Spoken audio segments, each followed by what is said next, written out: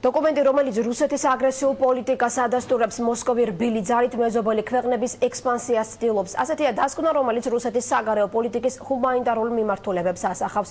კვლევა საქართველოს, ლატვიის, ლიტვის, ესტონეთის, უკრაინისა და მოლდოვას სამღვანი კვლევითი ცენტრების ექსპერტებმა ჩაატარეს.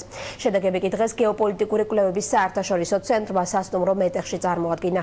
ადამიანის უფლებათა დაცვის რუსული პრაქტიკა, კრემლის პოლიტიკა საზღვარგარეთ მცხოვრები თანამემამულეების მიმართ, საკონსულო ურთიერთობები თანამშრომლობა განათლებისა და მეცნიერების სფეროში და რუსული მედიის ზეგავლენა მეზობელ ქვეყნებზე. კვლევა ამ 5 მიმართულებით ჩატარდა.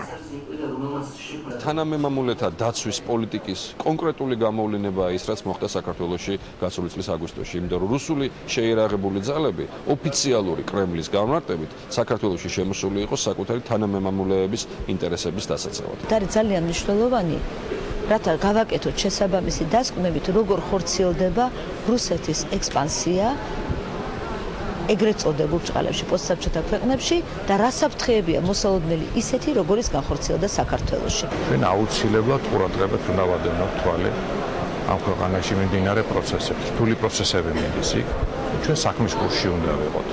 ეს ჩვეულებრივი, ბუნებრივი, ნორმალური მიდგომაა.